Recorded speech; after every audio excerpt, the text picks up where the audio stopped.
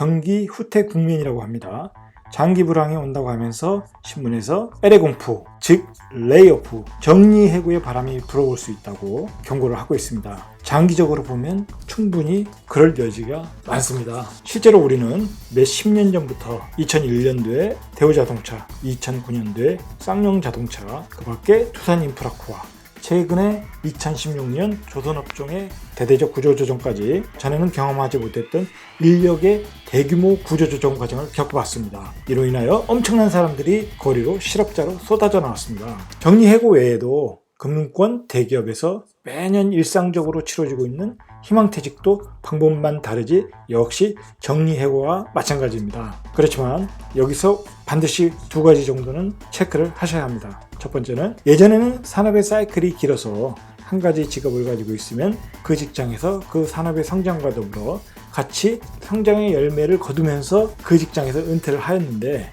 지금은 빠르게 변하고 기존의 세계적 대기업들도 이슬처럼 사라지는 시대가 되어서 처음 직장을 평생 간다. 이제 그런 생각은 깨끗이 지워야 한다는 것입니다. 이제 변화에 적응 못하는 인재는 살아남을 수 없는 경제 생태계입니다. 이 점이 첫 번째이고요. 두 번째로 이제 4차 산업혁명이라고 합니다. 이미 4차 산업혁명 시대에는 수많은 일자리들이 자동적으로 사라지고 있습니다. 우리는 그것을 벌써 차량 공유산업과 기존 택시업의 마찰 또는 고속도로 달리다 보면 톨게이트 박스에서 근무하시는 분들이 어느 순간 없어지고 자동 시스템이 대체하고 있음을 경험을 하였습니다. 또는 지금 현재 대형마트 캐셔들도 사라지고 있는 추세입니다. 이렇게 정리해고 형태가 아니라 산업기술의 발달로 인해 자연적으로 없어지는 일자리가 더욱 많아지는 시대입니다. 전방위적인 구조조정과 정리해고가 쓰나미처럼 지금 몰려오고 있습니다. 그것을 반드시 인식하셔야 되고 대비를 하셔야 된다는 것입니다. 바로 절대값 튜브는 그것에 대한 철저한 대비를 위해 앞으로 많은 프로그램을 제작을 할 것입니다. 이제 산업의 급격한 변화를 앞두고 있는 상황에서 지금 학생들이 오직 스카이를 목표로 똑같이 공부를 하고 똑같이 대기업으로 들어가 0.6%의 확률을 믿고 산다면 어쩌면 삶의 큰 어려움에 봉착할 수 있다는 것입니다. 옛날의 그 교육 방식으로서는 지금의 급격한 변화가 있고 급격한 구조조정, 정리해고가 오는 시대에는 생존할 수 없다는 것이죠.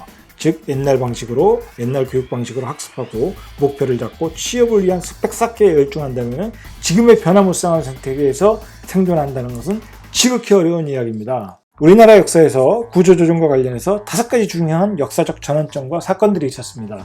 IMF, 외환위기, 대우자동차 사태, 쌍용자동차 사태, 조선업종의 구조조정, 이 5가지 사건은 우리 사회를 급격하게 변화를 시켰습니다. 사람들이 살아가는 방식도 이 사건으로 인해서 많이 바뀌었습니다. IMF는 대규모 정리해고를 처음으로 시작했고 대규모 실업자들이 쏟아져 나오게 한 사건이었습니다. 대한민국의 현대 경제사는 IMF의 전과 후로 구분할 정도로 엄청난 사건이었습니다. 평생 직장의 개념은 이제 불가능하다는 것을 알려주었고 언제든지 잘릴 수 있구나 하는 것을 깨닫게 해준 사건이 바로 IMF의 사건이었습니다. 그리고 수많은 사람들이 그 사건을 계기로 IMF를 통해서 자영업시장으로 몰려나왔습니다. 2008년 외환위기는 1등 신랑감을 바꿔버렸습니다. 이전까지는 대기업이 최고 신랑감이었는데 외환위기 이후 금융권으로 대규모 희망퇴직을 시작하면서 공무원, 공사 직원이 이상적인 배우자가 되었고 외환위기 이후로 정리해고는 일상화되었고 매년 되풀이되면서 학생들의 취업의 형태도 바꿔버렸습니다. 일상화된 정리해고를 목격한 젊은이들이 입시학원이 몰려있던 노량진학원으로 달려갔습니다. 이제 공무원을 공부했고 공무원은 신의 직장이 되어버린 것이죠. 도서관은 공시적으로 꽉 차버렸습니다. 아버지 세대가 아들 세대를 부양하는 그런 웃지 못할 상황이 되어 지금 세대는 아버지 세대보다 더 못 사는 세대가 되어버렸고 직장은 안전성이라는 안전판을 제거하는 시대가 되어버린 거죠. 우리나라 제조업 정리해고의 본격적인 사건은 역시 대우자동차 사건으로 시작하였고 외환위기 후 쌍용자동차 사건. 쌍용자동차 사건은 쌍용자동차 정리해고는 살인이다라는 신조어를 만들어낸 충격적인 사건이었습니다. 쌍용자동차 해고 사건은 대책이 없는 정리해고의 과정이 사람들을 얼마나 고통스럽게 만들었나를 극명하게 보여주는 충격적인 사건이었습니다. 많은 분들이 희생이 되었던 사건이었습니다. 외국의 블룸버그 통신이 보도를 한 내용과 같이 한국 사회에서 정리해고는 가난과 직결된다고 하였습니다. 우리나라에서 정리해고가 되면 실업급 형태로 평균 3개월 정도의 생활비를 보조를 받습니다. 그 뒤로는 수입이 끊기고 알아서 직업을 찾아가야 됩니다. 정리해고를 당했는데 새로운 직업을 찾는 것이 3개월 안에 가능하진 않겠죠. 그러니 외국에서 보기에는 사회적 보장제도가 약한 한국 사회는 정리해고는 관한과 직결된다. 그런 표현을 쓴 거죠. 한국에서 정리해고는 결국 치명적이고 가족의 붕괴, 자살로 이어질 여지가 많다는 것이죠. 정리해 보겠습니다. IMF는 평생 직장이라는 고정관념을 깨트리는 외적인 첫 번째 충격이었고, 외환위기 후에는 기업들의 생존을 위해서 더욱 구조조정을 일상화하는 패턴을 만들어 희망퇴직이 유행하였고, 쌍용태 사건에서는 안전판이 없는 무작정 구조조정은 살인이 된다는 사회적 반성을 갖게 된 사건이었고, 최근의 조선업 구조조정과 4차 혁명으로 인한 구조조정은 이제는 안전하다고 생각한 자리마저도 한순간에 없어질 수 있구나 하는 예측 불허의 세상이 되었다는 것입니다. 그리고 현실은 사회보장제도가 부족한 대한민국에서 정리해고는 살인이었고 가난이었다. 이렇게 정리하시고, 우리는 대비를 안 하면 가정이 파괴되고 빈곤층으로 추락을 하고 극단적인 선택을 할 수도 있는 상황이라는 것이죠.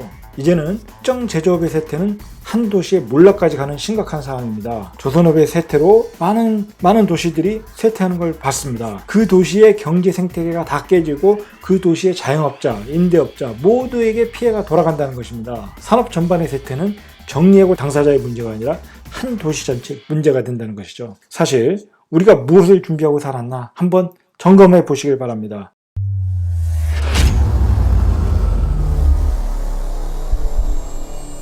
과연 우리가 받았던 교육 시스템에서 하는 대로 하면 이 변화무쌍한 정리해고의 칼부림 세상 속에서 생존이 가능할까? 여기서 잘리면 내가 무엇을 하고 무엇으로 가족을 먹여 살릴까?